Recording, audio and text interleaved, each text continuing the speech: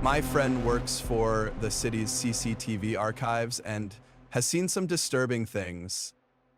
I hadn't seen Mike in a few months. He'd been buried in work, and our usual weekend nights out had about disappeared. Then he called me on a Thursday and invited me over for drinks. I jumped at the invite, but took note of how depressed he sounded on the phone. By the time I got there, Mike had already started drinking and was slurring his words. A dark cloud seemed to hover over him, which got worse as we drank. I finally asked what'd been going on with him. He said it had to do with work. I never really knew what Mike did for a living. I did know he worked for the city in the tech department and was involved with the CCTV surveillance network, but I never knew what his day-to-day operations were, which he began to describe in detail. Mike explained there were thousands of cameras scattered throughout the downtown core, outlying neighborhoods, and well into the suburbs of our 1 million-plus city. His responsibility was to categorize and archive all the incoming footage. Most of the footage went into very general classifications and were saved in hard drive farms and identified with a lengthy combination of numbers and letters for categorical archiving. They were truly meant to be forgotten about. It was an expansive task, but Mike designed and built an AI screening program that detected common patterns in footage, then sectioned out anomalous behavior for review. The vast majority wasn't noteworthy, something like 90.99%. Then there was the 0.01%, the car accidents, assaults, swarmings, rapes, abductions, murders. Those went into a special archive for use in criminal investigations. And then there was the 0.0001%. They were held in a classified archive and contained footage capturing events that, for all accounts, were unexplainable. This was called the Tartarus Archive. I looked up the word Tartarus after and discovered it was one of the darkest, deepest prisons from Greek mythology. It was said that if you dropped an anvil from heaven, it would take 7 days for it to reach the earth. It would take another 7 days for the anvil to reach Tartarus. It was the place you sent titans when there was nowhere else that could contain them. When Sisyphus was condemned to an eternity of futility and frustration with a large boulder and a mountain slope, that punishment was carried out in Tartarus. As it turned out, the name was quite fitting to the archive's growing contents. Some footage could be simplified to strange optical anomalies in the camera and coincidences of light or crackheads on a bender through the subway systems. Other footage, though, defied logic. The others are what captured Mike's mind that evening. He'd been breaking protocol and bringing hard drives home at night. In fact, he'd been splicing the footage together, capturing and compiling repeat aberrations and editing them into linear sequences. Mike wanted to show me some. It wasn't in a bragging or showing off kind of way. It felt more like the sharing of a heavy burden kind of way. I asked if showing me would get him in trouble, but he waved the idea away. I said, yeah, obviously I want to see what's going on in my city. Mike led me into his workroom where he had monitors and towers and piles of externals set up.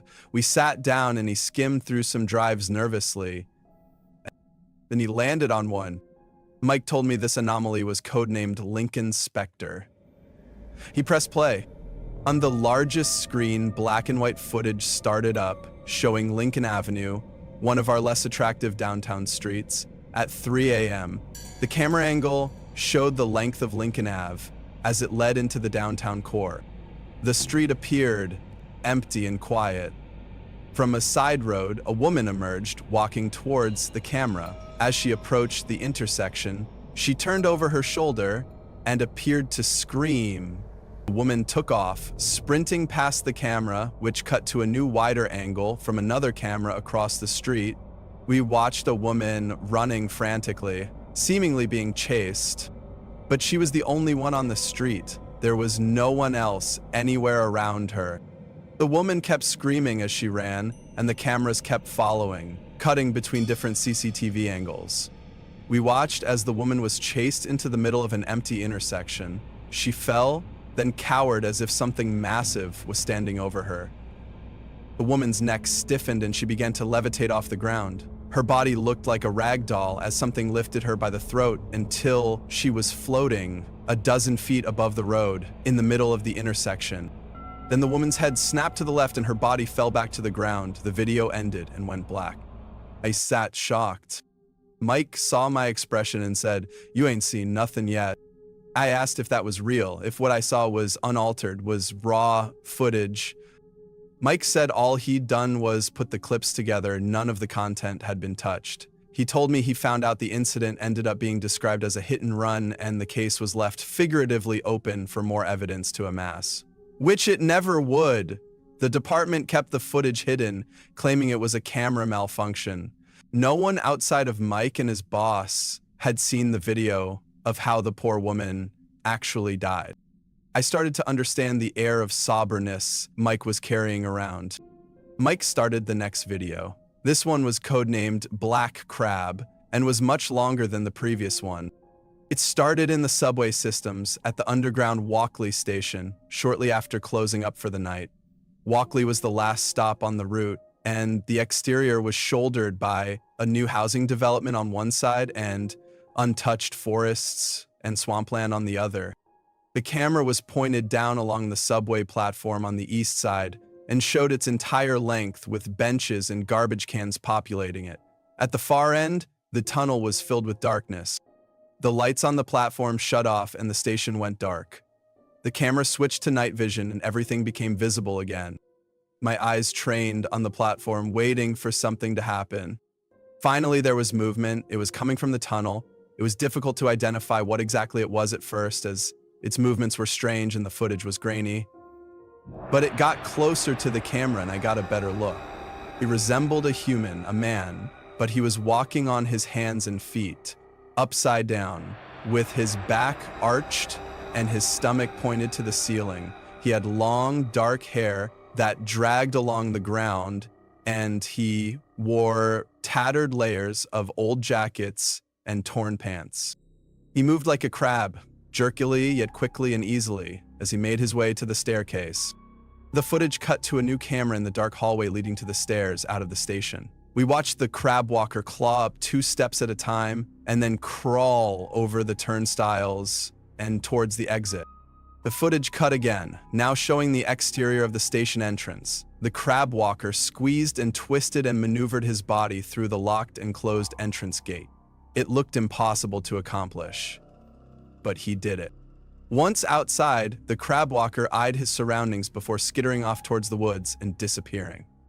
The footage cut to an hour later and revealed the crab walker reappearing from the woods. He was dragging a small animal by the tail in his teeth. The animal looked like a cat. The crab walker squeezed back through the gate, crawled through the station, and disappeared into the subway tunnel. Again, Mike saw my expression and told me there was more. He showed me the length of the video, which was over an hour long.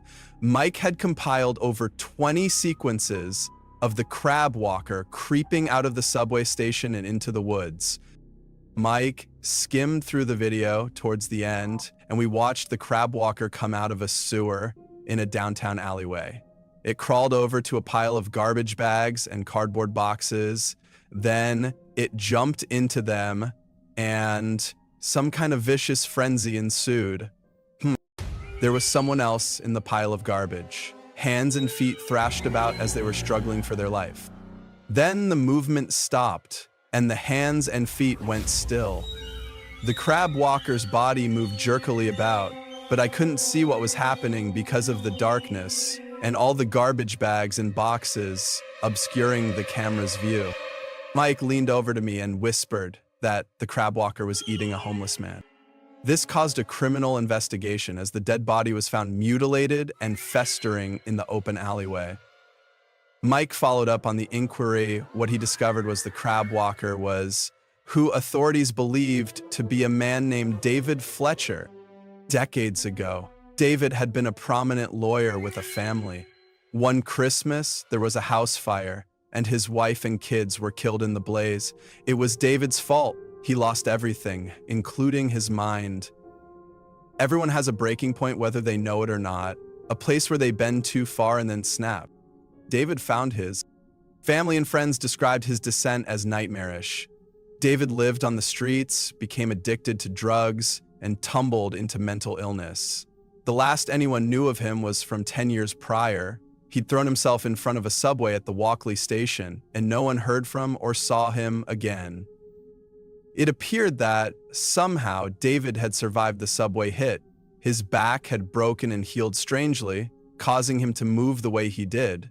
He'd adapted to the new posture and lived in the darkness of the subway tunnels, finding sustenance from drain water and the wild animals he caught. That was what Mike found out, at least, but then he said that was just the answer the investigators gave in Discovery. Who knows where the truth lay? Mike said there was always an answer for the videos he saw. Whether the answers were true or not, no one knew, but the ones that had to become public all needed explanations, however absurd. Either way, David was never found and didn't reappear on the subway footage. Mike plugged a new hard drive in, he poured a fresh drink, and told me this was the one that was troubling him. The file was codenamed Cloud Mirror. I wasn't sure I wanted to see it, but before I could object, Mike pressed play. All the monitors lit up with footage from different intersections downtown on the exact date and time as each other. There were 5 in total. The streets on each screen were empty and quiet. No cars or people.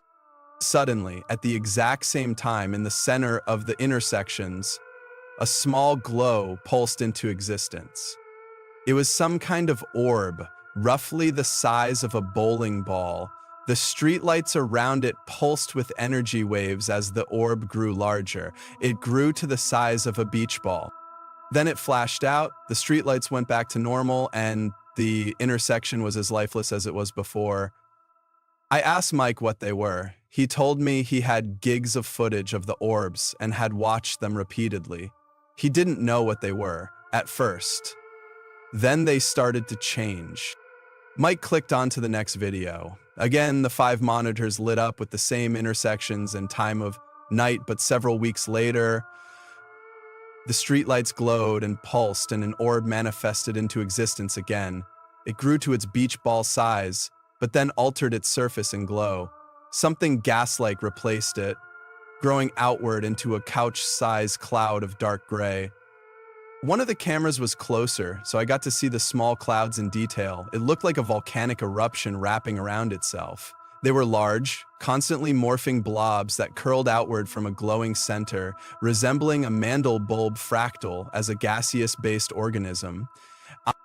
It was fascinating to see them floating in the middle of the street, so alien to our roads and stoplights and street lamps.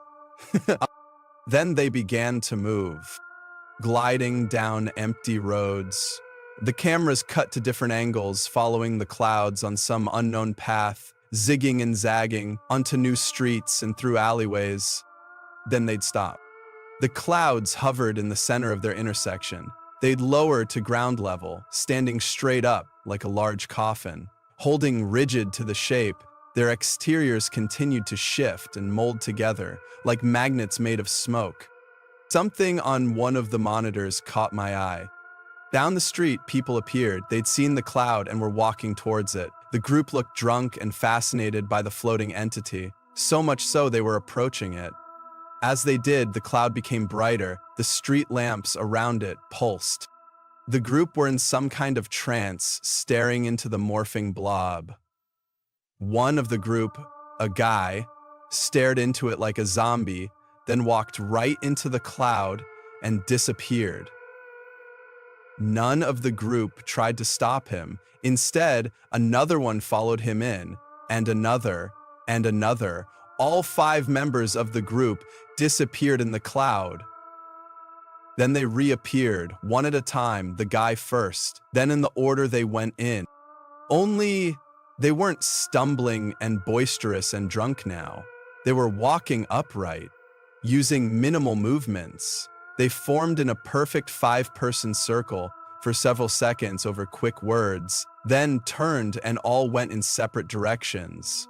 Their strides, arm swings, and speed all matched.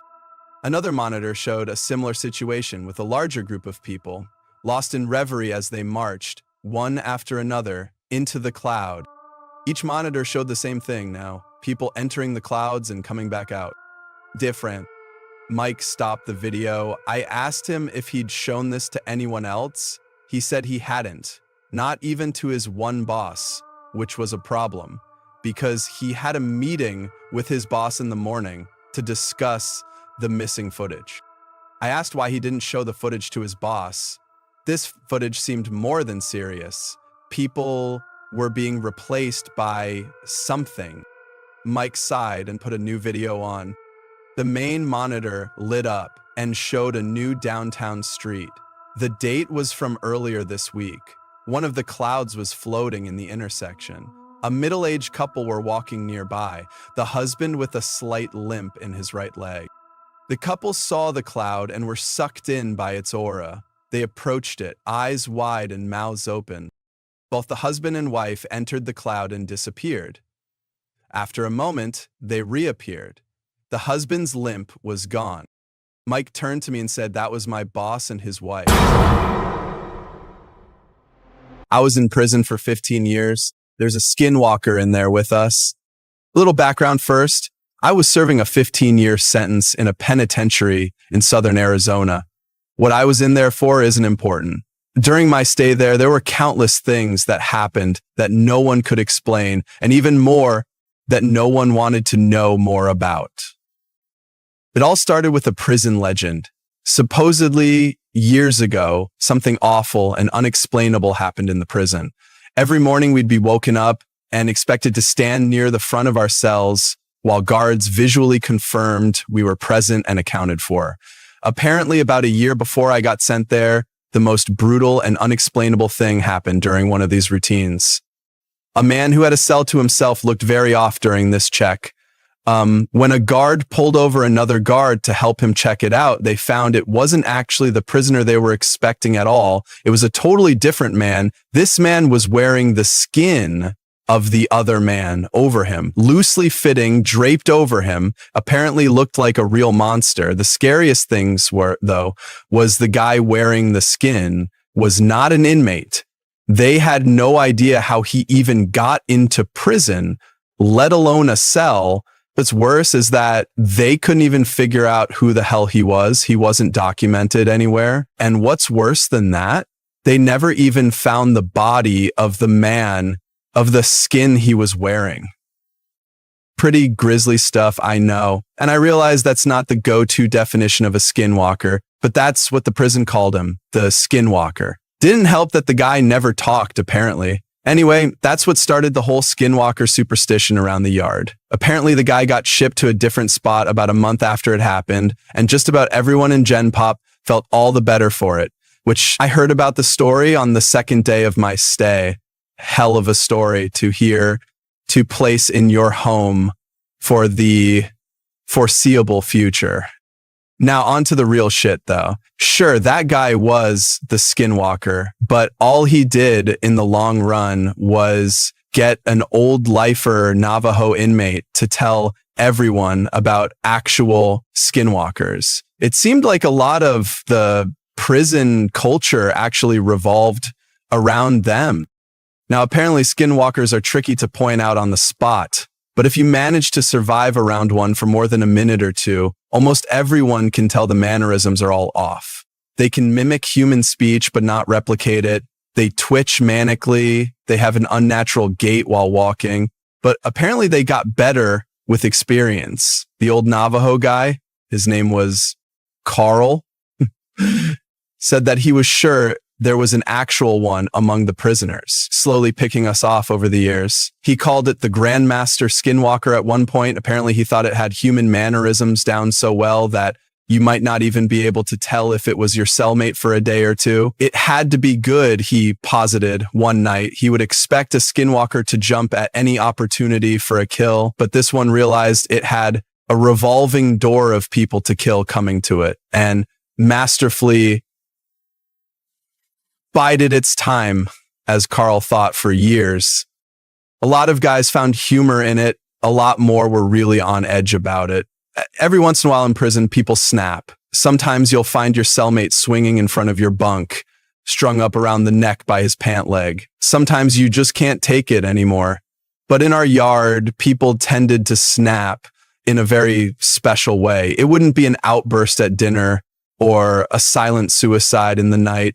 Guys would just stop talking, hunch over and shuffle around. Any friendships they had would be mostly out the window. They would turn into a loner during rec time. They would let their hair hang in front. If their face, no one liked to talk about it. Like if they did, it would happen to them next. I felt the same way. I didn't know if it was a skinwalker or just people going crazy, but I didn't want to find out.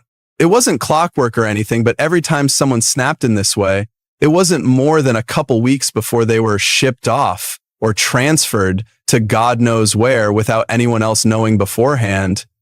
3 people went missing, and it was 3 people I currently didn't know. And then there was the nighttime occurrences. Short, loud bursts of sound echoed through my cell block during all hours of the night on a regular basis. It sounded like a mix between a pig's dying squeals and nails on a chalkboard. Just another thing no one liked to talk about. Even scarier were the shadows and footsteps. The block was dimly illuminated in the night by a few lights hanging from the ceiling outside the cells. I, myself, saw shadows flit across my walls on a regular occasion when there were definitely no guards near my cell. One time, near the end of my sentence, I woke up, looked at my back wall, and found a perfect silhouette of a person standing there. But when I looked, my bunkmate was asleep, and no one was outside my cell. And the footsteps. Everyone hated the fucking footsteps. They were the scariest part. In the night, sometimes, more rarely than the shadows, you would hear ungodly fast footsteps. They sounded like wet feet slapping on tile floor. Whatever caused them would fly from one end of the block to the other in a dead sprint. Whatever it was inhumanely fast. If you happened to be awake before it started, by the time you heard the footsteps on one side of your cell and whipped your head around to see the thing run by, it sounded like it was 3 cells past you. Everyone hated the footsteps. I agreed. I thought they were the worst. I was released from that place about a month ago, and I have more stories than I can count. I swear it was nearly my turn. About a week before I was discharged, my cellmate and a good friend of mine snapped. In the same kind of way, I didn't sleep for an entire week. Well, I did sleep, of course, but never for more than a few minutes at a time. Never turned my back on the guy. The scariest thing? I woke up one night to him somehow snaking his body through the bars of our cell. For reference, I couldn't get anything past my shoulder through them. The worst part, though, he was coming back in to our cell. On the day of my release, I didn't say a word to him, just left. He seemed fine with it, so was I. I had made it through 15 years of prison fights, gang disputes, and for all I know, Skinwalker abductions. I left through the front gates, a free man. As I walked along the fence for the rec yard, I spotted my cellmate standing off on his own like he had for the last week or so. I shook my head, not even really sure if it was him anymore, but I took one last look over the yard, this time from the other side of the fence. I wish I hadn't. There, standing off on his own, on the other side of the yard, was Carl, slouched over, eyeing the other inmates and twitching manically. I work in the City of Toronto archives. I found this creepy article written in the 80s. In the year 1993, in Toronto, Canada, a pair of twins were born to an affluent family, the Moolocks. They were named Eve and Lilith. In almost every respect, these twins appeared to be like any other babies. However, after several strange feeding sessions with the mother, a few notable differences were found. One child, Eve, was a particularly voracious eater. Her mother would be left exhausted after every feeding and would need to feed the other baby, Lilith, first to ensure she'd be fed at all. Strangely, as well as her insatiable appetite, Eve would never spit up. The process is quite common for babies, a small amount of vomit here and there, typically after feeding, but despite gorging at every opportunity, she had never let a drop spill from her lips. The behavior of the twins had begun to grow more and more concerning as Lilith started to develop an emaciated appearance. She would sway when sitting still, struggling to keep her balance.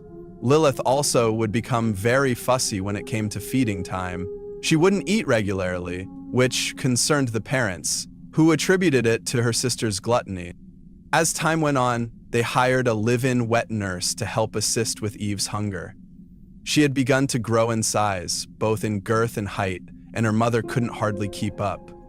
Meanwhile, Lilith's emaciation would not be rectified through normal means. The parents had decided it was reasonable to keep regular appointments with the doctor. The doctor had found small peculiarities in both children. Eve was noticeably large for her age, appearing to be the size of a generously overweight toddler at the age of 2 months. The doctor assured the parents that there was little concern to be had there, as she probably just needed to be weaned off of her excessive eating habits. Lilith was excessively fragile, as if growing thinner with every passing day. The doctor informed them that this kind of thing wasn't altogether totally uncommon in the womb, but there's no reason that kind of disproportionate nutrition should be happening after birth, especially with both children having the same access to food. Lilith also had a peculiar smell, unlike any a baby should possess. She always carried a faint aroma of ethyl alcohol. At the doctor's advice, the parents attempted to feed Eve less frequently and in less abundance. The result was an unyielding cacophony of protest from the child. Once she was hungry, if she was cut off before she'd had more than 4 average babies' share, she threw excessive tantrums. She would howl and wail for hours on end, only pausing briefly to catch her breath. The parents kept up with it as best they could, but in many circumstances it grew too agonizing to bear, and they would give in, feeding the child to her contentment. At 6 months, Eve began to walk. It wasn't uncommon in their family for children to walk before their first birthday, but 6 months was record-breaking for them. She wouldn't spend much time on her feet, but her ability to move was astonishing. It was also peculiar that she had already fully formed all of her baby teeth, which appeared to be abnormally large and dark. Poor little Lilith, on the other hand, would never take a step in her life. She was eternally bedbound, lacking even the basic strength to crawl. Her pathetic frame looked like she would simply pass away at any second. When she would attempt to cry, little more than raspy screeches would leave her lips. Late in the evening, during one of the parents' more stoic attempts at staving off Eve's appetite, something peculiar occurred. She stopped screaming. Both parents, delighted with the turn of events, were happily able to return to sleep. The next morning, when they entered the nursery where both babies slept, they found something terrifying. To this day, details are debated, but a few facts and issues seem substantiated. The air was thin, hard to breathe, and smelled of a combination of alcohol and advanced decomposition. Baby Lilith was still in her crib, silent as a church mouse. Eve was on the floor, hunched over the eviscerated corpse of the wet nurse. Some accounts claim that Eve had been eating the flesh of the wet nurse, but the family has vehemently denied those claims. Other accounts claim that the wet nurse stunk of liquor when she was found, giving way that she may have been drinking that night and was hiding her habit from the family. The Moolocks were staunch supporters of the temperance movement in Toronto. According to the Moolocks' account, someone had snuck into the house and tortured and disfigured the wet nurse before leaving. Strangely, nothing of value was reported to have been taken, and no sign of a break-in was evident. Details of the event of the wet nurse's demise eventually found their way into the eyes of the public. Printed in one of the city's most reputable newspapers, the story of the 2 infants began to gain notoriety. Eve and Lilith had been given the names Butter and Scotch, respectively. The negative press affected the patriarch, Stuart Moolock, quite significantly in his business dealings. It also drastically harmed the family's livelihood up until the night of the Great Toronto Fire. On the evening of April 19th, 1904, The twins were left with a relative of the family, Joseph, who owned a wholesale store on the northwest corner of Bay and Wellington. At 8:04 p.m., the first sightings of the Great Fire of Toronto were reported. A large chunk of the Bay Street corridor was lost in the flames, including the wholesale store the twins were in, with their uncle. No one really knows the cause of the fire. Records show that there were no official victims claimed, as most of the buildings were empty shops or business buildings. But unidentified remains were found in the basement of Joseph's wholesale building, which is also believed to have been the origin point of the fire from an upstairs. The remains appeared to be that of an adult male, presumed to have been Joseph, but no skull was found, so dental records could not be corroborated. All flesh was stripped from the bones. Claims supported by the family are that he was consumed by the fire and the skull obliterated by falling rubble. But according to the volunteer firefighters who helped clear the ruins, there was no indication the fire had spread to the basement in any capacity that could have cleaned the flesh off of a human corpse. Neither Eve nor Lilith were found. They were assumed to have died and their remains lost in the rubble, unrecognized and unclaimed during the cleanup of the fire's aftermath. There's a rumor circulating that in the early summer night, you may smell smoke if you walk down Bay Street. Sometimes, people swear that they hear the howls of a hungry baby accompanied by the acrid scent of alcohol permeating the air. A true Skinwalker story. I've posted this one a couple times before, but seems fairly relevant. A personal experience that I had a while back still kind of messes with my head when I reread it. I'll be the first to say that all this stuff could have taken place in my head. The mind is a freaky thing and can play some pretty trippy tricks on you. Sorry for the length. Whenever I was scared as a kid, my dad had always told me that in life, you should not be scared of ghosts. Fear the living because they can actually hurt you. In my late teenage years, I came into some money after my father committed suicide, and I received an inheritance from him, possibly longer than the details demand. And for a long living time, I remember looking to my dad. At time of my dad's passing, he and my mom owned a cabin up in Oregon by Mount Bachelor. The cabin had been put up for sale since my mom could no longer afford the payments, and renting it out was not covering the payments either. The cabin was set to go on the market for sale in less than a month and was in the process of finalizing all the paperwork with the realtor and lawyer. So for that month's time, the cabin was not going to be rented out any longer and was going to be vacant. I saw this as a chance to get away for a while and clear my head in light of all the things going on. I quit work, packed up my snowboarding gear, grabbed my dog and headed up in my dad's car that he had willed to me to the cabin. Now, this was our family cabin that my parents rented out throughout the year when we were not using it. I had keys to the cabin and also had the code for the alarms, so I did not feel the need to stop at the rental management company and advise them of my stay. This has nothing to do with the coming story, but felt the need to mention it anyway. My first 2 days at the cabin were normal and nothing out of the unusual happened. Spent my days playing with my dog in the snow, snowboarding, and the evenings playing PlayStation or listening to music, drinking and smoking out on the balcony. Had already stocked up on food, cigarettes, and liquor, so I was pretty much a shut-in, aside from the occasional out to hit the slopes, with my dog as company and DVDs, PlayStation as entertainment. I was quite content and started to feel relaxed after all the drama that had preceded my outing. The cabin itself was 2 stories. Bottom story had the living room and a side guest bedroom along with small kitchen. Upstairs had another 2 rooms along with a walkout balcony attached to the master bedroom. Most of my time there was spent either in the living room, kitchen, or master bedroom. I never ventured into the other rooms and always kept the doors leading into them shut. Open doors to dark rooms always creep me out. Anyhow, the 3rd day came around and I was going through my usual routine of playing with my dog. His name was Midnight, by the way, and he also since passed, playing games and watching DVDs. That day, it was pretty heavy snowfall, so I did not feel like trekking down the hill to the main road in my car. and decided to stay in. That's when things started getting a bit weird. In our area, there were only 2 other cabins adjacent to ours, maybe a block away from each other. All other cabins, aside from these 2, were around a mile away from ours. Surrounding us was mostly forest and very tall pine trees. This is important later on. Both these cabins were empty, and from the past couple of days, I knew that no one was currently staying there. Gave enough background, and I'm going to jump to the weirdness.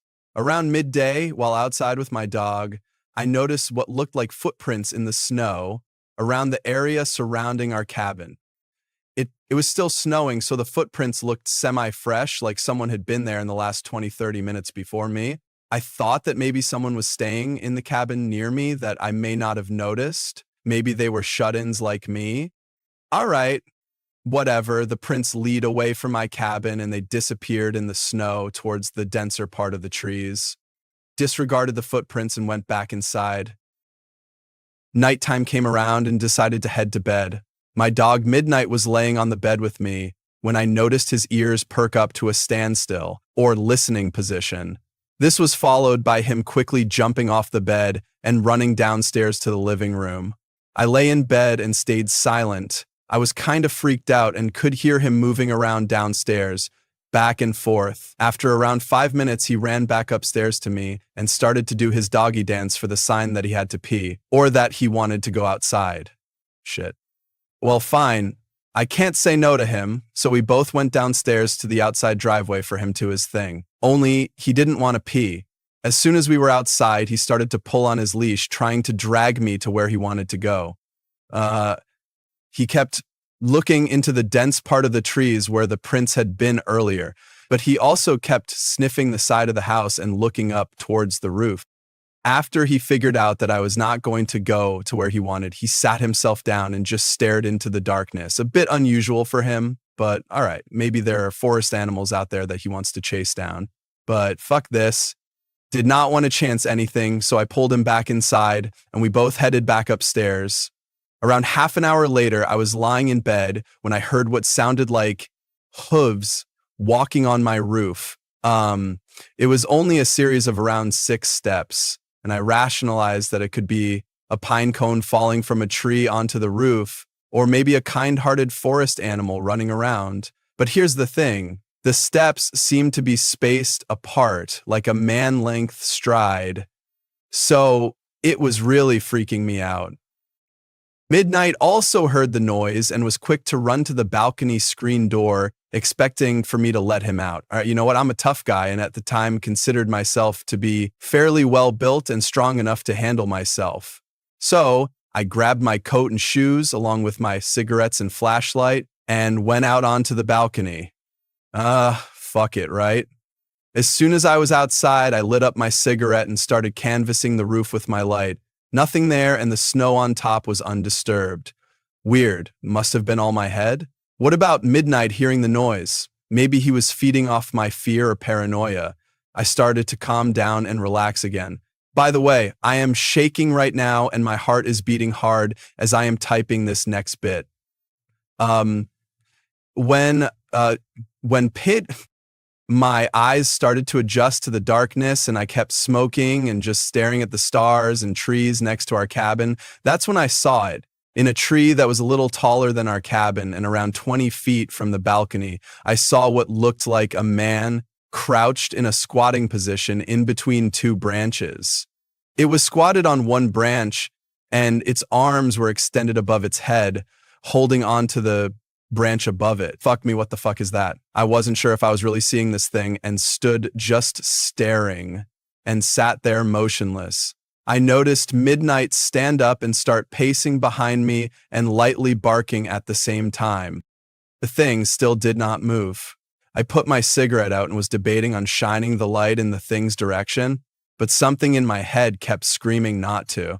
So I walked backwards to the inside of the room and pulled Midnight with me. Once inside, I locked the door and shined the light in the thing's direction, but there was nothing there. I shut the curtains to the screen door and retreated back to bed. But later on in the night, I heard light tapping at the screen door, like someone was tapping on the glass with their fingers. It was consistent and did not stop for nearly an hour. Midnight seemed to stare at the door, but he wouldn't go near it anymore. The weirdest part was that I had a feeling like someone was inviting me to open the door, but at the same time, I kept hearing my dad's voice in my head telling me to stay in bed and not do it. I listened to my dad's voice and just stayed where I was, passed out eventually, and woke up in the morning and everything was normal. The rest of the week I spent there was non-eventful and nothing else out of the ordinary happened. I totally admit that it could have been all in my head. A lot of stuff was going on at the time, so I was pretty fucked up from all the drama. The man I saw through my night vision scope. I'm a hunter. I like to hunt wild boar specifically, though I have been deer hunting and have been known to get a turkey for Thanksgiving. I mostly hunt boar. For those of you that don't know, boar are a big problem in the United States. A sow can have 2 litters a year, and it's not uncommon for a litter to consist of 10 or more pigs. Given that pigs eat anything and everything, it's not hard to see why the Department of Fish and Wildlife makes it legal to hunt them with almost no restrictions. In my state, it's illegal to hunt most large mammals with night or thermal vision scopes, with the exception of boar and coyote. I'd been saving for a year, mostly fun money. It's hard to explain to your wife that a scope that costs literally twice as much as the rifle I was mounting it on was worth it. But I did it. I took it to a range and sighted it in. There was an area that was peppered with boar activity that I knew would be perfect for a night hunt. It was easily accessible with my truck, with easy to find spots that I could set up in that overlooked a large, easy to navigate clearing. The night started uneventful, mostly me tinkering with my new toy, cycling through the settings. I was a little impatient. I'd spotted multiple deer, but they were out of season, and like I mentioned earlier, my current setup wasn't legal for deer. I moved to another spot I'd seen days earlier that probably wasn't much better than my first, but it gave me something to do and a new angle to look around with my new scope. After an hour or so of glassing the area, it dawned on me, this spot doesn't have much animal activity at all, no rabbit or owls. The deer that I'd seen were hundreds of yards from where I was. Why was this pocket of land so dead at night but lively in the day? I'd set up around 10 p.m. and it was about 2 a.m. when I started to think about packing up, maybe setting up a target before I left and taking some practice shots. I heard a crunch come from the direction I came from before. I panned my scope over and saw the silhouette of a small bear pushing through the bushes. It's important to note that my scope isn't exactly night vision. It's a thermal scope, kind of like a black and white version of what you see in the Predator movies. I adjusted my range and zoomed in a little. I remember jolting a little when I saw that it wasn't really a bear, it was a man. Because he was so low and hunched over, I thought I was looking at a young bear. Is that a game warden? It couldn't be. I would have seen the headlights coming up the road from where I was perched. And where could he have walked from? I was 30 miles away from anything and on public lands.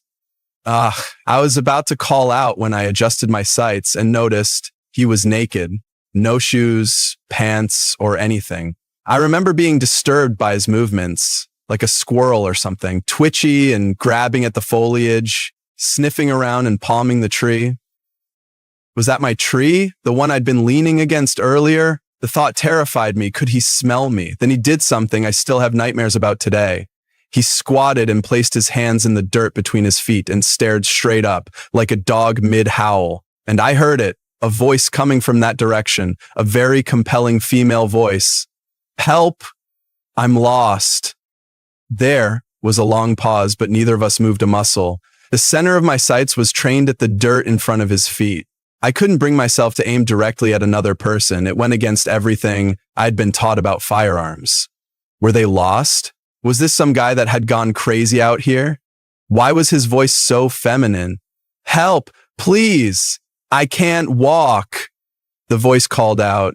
That's when I called bullshit. Not only could he walk, when I first saw him, he was traversing the land with ease for a naked person. So good, I mistook him for a bear.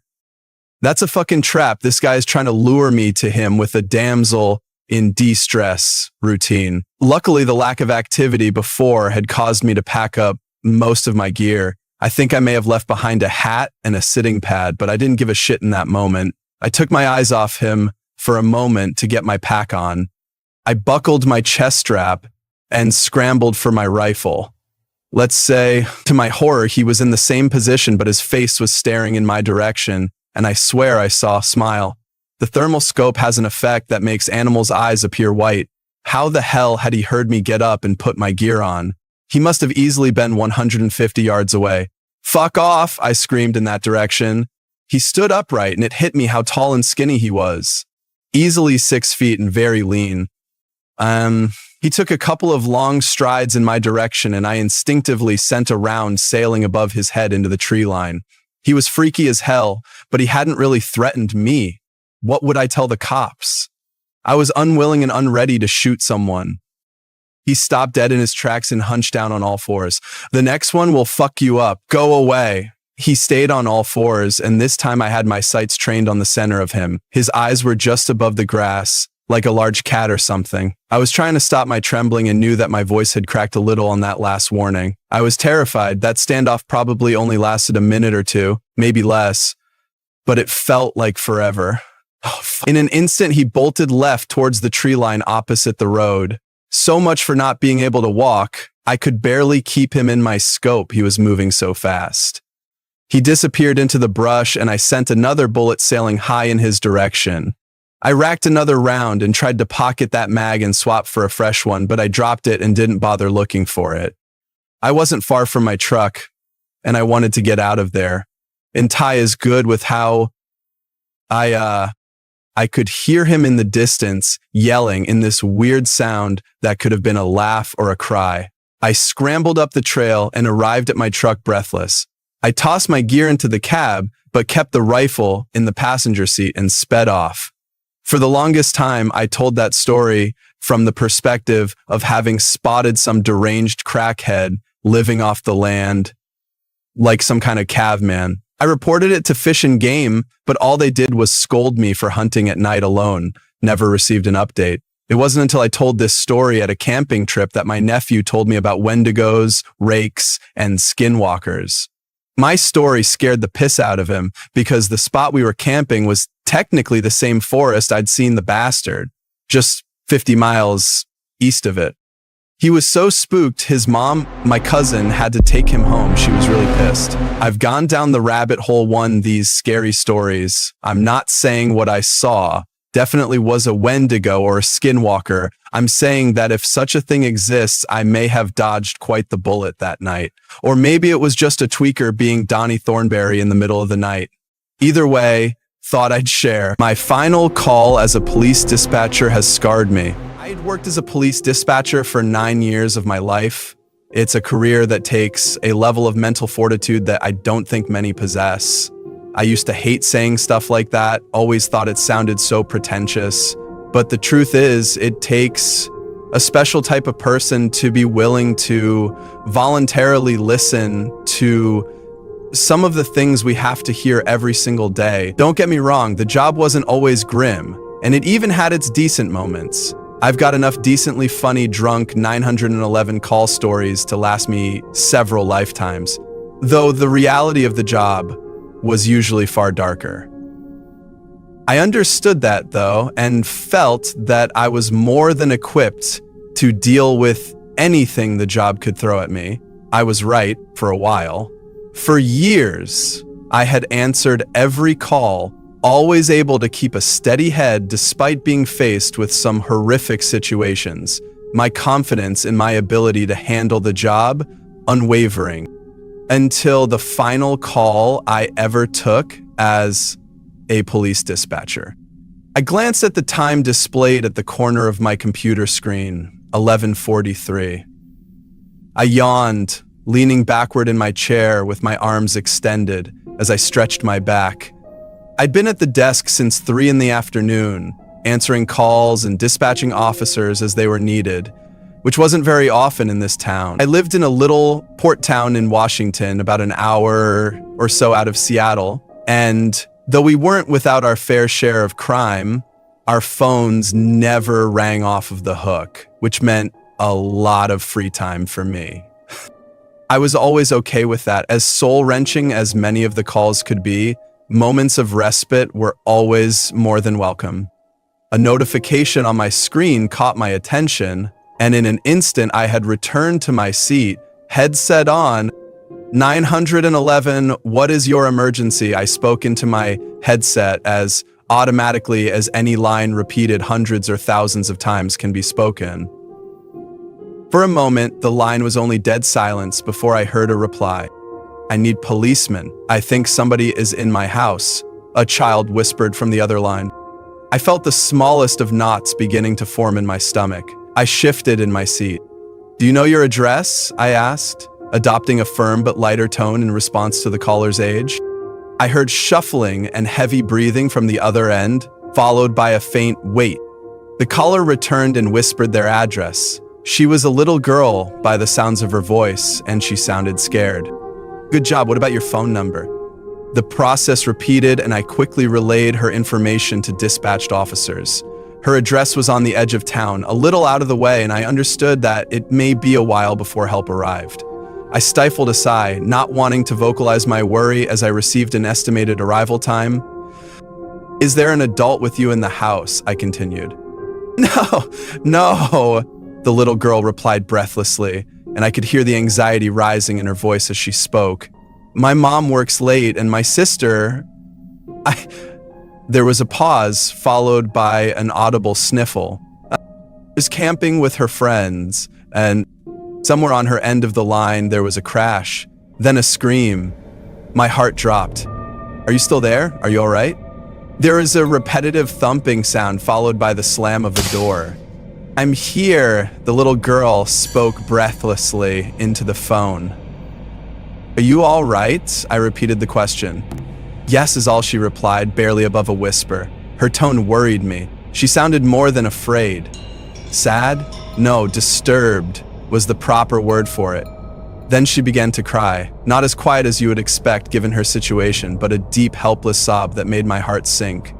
When she spoke, it stopped altogether.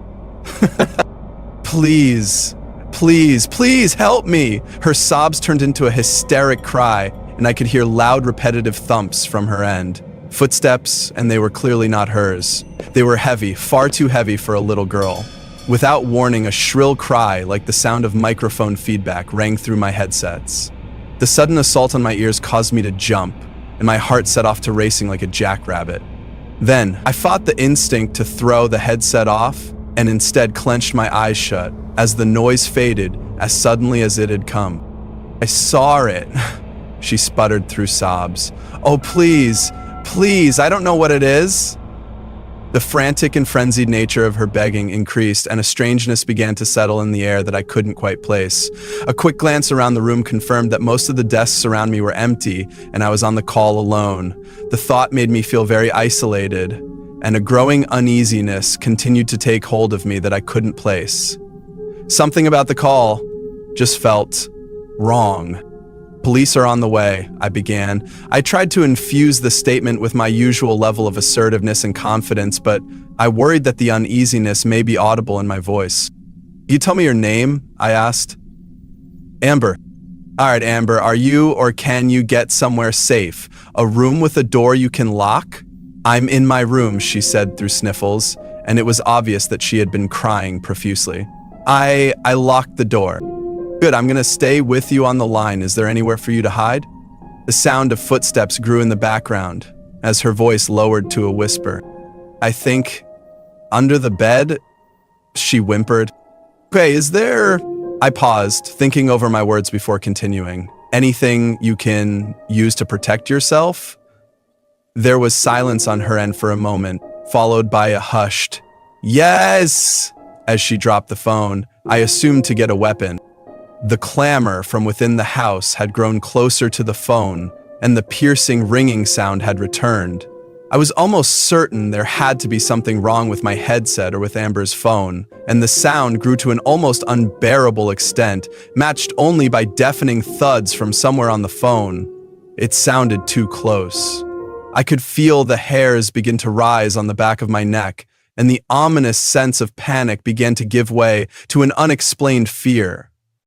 The urge to look over my shoulder grew harder to fight as the persistent thudding sound grew louder, nearer. It all sounded too clear, I guess. There was no static, none of the white noise typical of a phone call. Nothing. Just the sound of footsteps approaching closer, closer. I gave in to my instinct, whipping around in my seat, nearly losing my headset. No one. I had no time to settle my nerves, as Amber returned to the line. "Are you there?" she whispered, yanking me from my fog and back into the moment. "Yes," I replied. I struggled to shake off my fears. Something was very wrong with this situation. Despite my worries, I shifted my attention back to Amber. There isn't any weapon," the girl muttered, "but I have something." There was a pause. "Okay, what do you have?" I asked, realizing my prompt was necessary. A rabbit, a pink rabbit," she said, and even over the phone I could hear a little embarrassment. "My dad gave her to me when I was little," she sniffled. "He said she would keep me safe." I didn't know what to say for a moment, but didn't want to miss a beat. "He was right," I said, as encouragingly as I could. "Everyone knows pink bunnies are great protection. Can you go back under?" I was interrupted. "Ember, I miss you!" I could hear a man call from within the house. So the intruder knew her? I furrowed my brow. "Amber, do you recognize that voice?" I asked, hoping she could identify the intruder. There was silence for a moment before her response. "It sounds like my dad. Why does it sound like my dad?" I blinked. "What do you mean?" That's my daddy's voice. Why does it have my daddy's voice?" I didn't know how to respond to that. Hell, I didn't know what to think about. Had his voice? Before I could ask what she meant, we were interrupted by a sound. The thing we heard has taken me years to try to understand. I've come to believe it was that things laugh. At the time, though, we couldn't know. It was the sound of metal crunching in a car accident as it met flesh. A wet, grinding shriek that shook me to my core. I wanted to vomit, and my vision began to blur. I can only imagine what it was like for Amber, hearing that all in person. "Amber," I panted, my senses returning to me all at once. She barely had time to respond before we heard it, a voice, or voices, calling for her from somewhere nearby. They spoke as one, all with the same odd, inhumane nature, dripping with malintent. "Amber," my blood froze. Amber began to cry, and her cries eventually becoming pleas, as she begged for help, her life, her mother, and my intervention. 5 more minutes.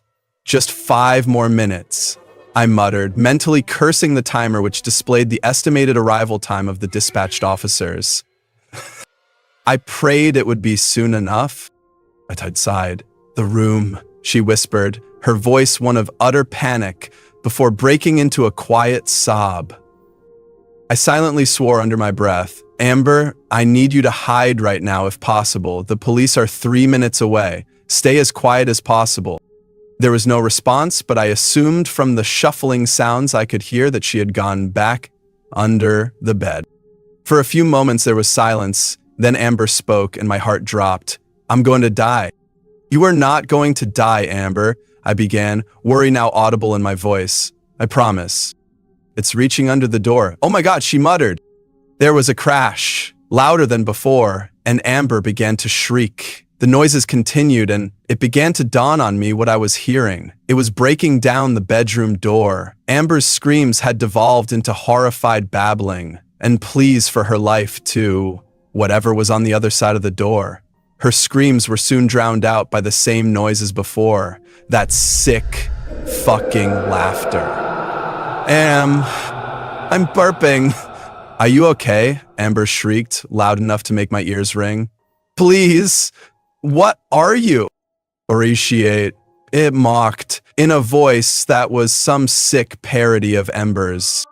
Panic gripped me as I glanced back at the corner of the monitor, displaying the dispatched unit's arrival time. 1:36. Please God, let it be soon enough. "Amber, are you there?" I called. "Amber!" As suddenly as it had started, everything went silent. Somewhere in the distance, I heard sirens. "I hear them, Amber. Officers are a minute away." Silence. My heart began to sink. "Amber, are you there?" I could hear something shifting, breathing. "I think it's gone," Amber said. A surge of relief rolled through me, and I let out a sigh and leaned back in the chair. 12:27, the dispatch time read, and the sirens in the background grew louder. "You did very well, Amber. Police are almost there. You did really well." I couldn't think of what else to say. I'd never had a call like this, and something about it all felt so strange. Something Amber had said began to ring in my mind. "What are you?" "Amber?" I began. "What did you see?" I was met with silence. "Amber?" Amber began to laugh. "Amber?" I said, my voice pleading, a wave of realization crashing down on me. The laughter grew more raucous and less human with every second. Somewhere in the background, there was a knocking sound. They'd finally arrived. Too late. I asked the only thing I could think at the moment. Why? The laughter stopped abruptly as the thing on the phone spoke. "It was fun." There was a click, and the line went dead. The house was empty when officers arrived. No signs of forced entry anywhere except the door to Amber's bedroom, the bottom of which had been torn away by something, leaving a wide space to crawl beneath. And Amber, or what was left of her, decorated the room. Whatever had been there left nothing behind to identify it, only carnage. The case was never officially closed, and everyone had their theories as to what had happened that day, ranging from serial killers to a bear attack and everything in between. The call was never made public, not my decision, but not one I necessarily complained about either. I never want to hear that recording again. I put in my 2 weeks' notice that same night, though I never returned to work after that day. So I did a search for anything I went to school for 2 years ago, and I'd been content to try and forget about that call. As callous as it may sound, I was content trying to forget about Amber, to forget whatever I had spoken to on that phone, but I don't think it's done with me. Last night I dreamed, or had thought I was dreaming, the sounds of footsteps running throughout my house. As something screeched and laughed and mocked me just outside my bedroom door. I stayed in my bed long into the morning despite the sounds having stopped, paralyzed by a mixture of fear and confusion, until eventually I convinced myself to leave the bed. I crossed the room, cursing every creak the floor made under my weight. I lowered myself to the ground, holding my breath as I peered under my bedroom door. There was something there, but it wasn't moving. I mustered up the little bravery I had left and rose to my feet, my eyes shut tight and a prayer on my lips. I pulled open my bedroom door slightly and stuck my head out just enough to see what lay outside. I stifled a gasp, and tears flooded my eyes as I bent over to pick up the object. Placed right outside my door was a little pink bunny, covered in dark stains. From somewhere within the darkness just beyond the bedroom door, Amber's laughter echoed. My grandfather saw a skinwalker. My grandfather told me a story once as we sat around a campfire in his backyard in the cool night of the Arizona desert. The horizon was clear, and each star twinkled in a purple sky, with a full fat moon hanging low over the mountains. His voice was raspy and gravelly, the result of a lifetime of smoking cigars and drinking whiskey. The fire danced and shined across his wide, dark eyes as he settled into his seat, ready to tell his story. And also, way back when I was a boy, about your age, he began. I lived outside an Apache reservation with your great-grandfather. He had returned from the war and set about raising horses and cattle on a 100-acre ranch settled between a brambly mountainside with dirt good for growing thorn brush and not much else. One night, my mother was sick, and Pa and I took a trip into town about 50 miles away, straight through a dry desert, over a washed-out creek, and some old abandoned farmsteads. The fire sparked, and a log cracked, jolting me out of the story. "What next?" I asked. "Settle down, boy, you'll hear soon enough." Pa and I were driving in an old Ford pickup truck. I remember it was dark out, inky and thick, with only the lights of our old truck lighting up the road.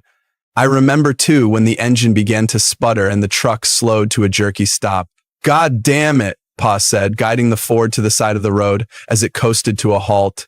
Stay here, son, as he stepped out into the darkness, shutting the door with a heavy thud. And then my window was down and the cool desert air was breezy and felt good on my hot face and neck. Pa was getting water from the back to cool the engine, and that's when I smelled it. Rotten eggs. Strange, I thought, to smell sulfur in the desert. My nose also picked up carrion, like one of them dead, bloated cattle that would drop from the heat and lay there until the crows pecked enough holes in their hide to cause the whole thing to explode. It stunk, and I gagged. My skin started to tingle, too. The back of my neck felt itchy, and my face started to get hot. The wind stopped blowing and hung still and heavy, with the stink filling the cab. Pa, I called. Pa, Pa! No answer. My heart started beating, and I felt such a fear in me, in my bones, in my chest, boy. I tell you, I never felt fear like this, not until Vietnam, not until I saw men dying around. I locked the door and reached over for my pa's door and saw a shadow bound across the road, through both dim beams of light across the partly opened domed hood. Grandfather paused. He spit a fat wad of tobacco spit off to his side, and he looked pensively into the darkness. I realized I was holding my breath and gasped for air. The night was cool, but I was sweating and clammy. Well, what happened? What about your father? What did you see?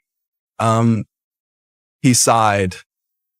A creature. He shook his head. You have to understand, there were legends, older than the rock cairns out in the valley. Older still than Crazy Horse and Sitting Bull, than the old Injun chiefs and their shamans, the Apache and Hoppe and Cherokee and all them old tribes and First Peoples. They told tales, old stories about dark Injun magic, a deal made with the old spirits of blood sacrifice to gain power, old power, enough to fight each other and the Spaniards, and later the white men that came for their land and women. They called them, he paused. Grandfather took a deep breath and bodied forward into his tale. Across the fire and the sky, the desert, the creek, the moon, the sun, and old mountains, he bodied forward. They called them skinwalkers, shape changers, old warriors resurrected as skinless men, all sinew and muscle, walking on deer legs, with the torso of a man and the head of a coyote, but messed up, boy. Long and malformed snouts, teeth like a Bowie knife, long arms and standing 7 foot, even hunched over. They'd gut the old cowboys and white riders. They'd run through bullets and sabers, part the Spanish armor like it was a potato sack. Wily too. They could change their voice to match a person you knew or might know. Boy, that's what I saw. Big and fast, only for a second. It ran across the road, gray and mottled, muscle flexing under its legs, hooves clomping on the road, stringy, muscled, hunched shoulders. And it turned, looked right into the cab, looked right into my eyes. And I swear, boy, I swear it grinned at me. I sank into my seat, in shock, in fear, shaking. I knew death was near. The air was electric. I smelled ozone and brimstone. The air felt like right before the lightning comes and blows a tree to smithereens. Charged and full with power, I yelled for my pa, but no words came out, just a dry squeak. I was shaking, as Grandfather told his story. He was still here, so I know he lived, but the supernatural always fascinated me, and even now, I felt the force of his words. The real power of skinwalkers was trickery. Sure, they could change their voices, but also their skin. That's why the gods took their hide, so they could take others. Not for long, the legends say. Maybe an hour before the soul of the skin they wore would come looking for their mortal shell, before going to whatever hell awaited them. Though I think that getting skinned alive was hell enough. A minute passed in what felt like a lifetime. 1 second in 1,000 years. My father's door opened and I jerked my head to the left, putting my fists up to fend off attack. Son, it's me, my father said, before climbing into the cab. He grasped the steering wheel and pulled himself in awkwardly, jerking himself into the seat. I cringed into the corner. I looked at him. I looked hard. Boy, your great-grandfather was a good man. Treated me and my ma right. He fought the Nazis and saw the worst of man in Poland when he freed all them camps. And now I was taking his measure. Is this my father? Do I make a run or do I die? Is it him or not? Let's go get that medicine for your ma, as he pulled the truck into gear and pulled it out onto the road, and our trip resumed. I guess it was him after all. But how did you know? Was it because he said something about your mom?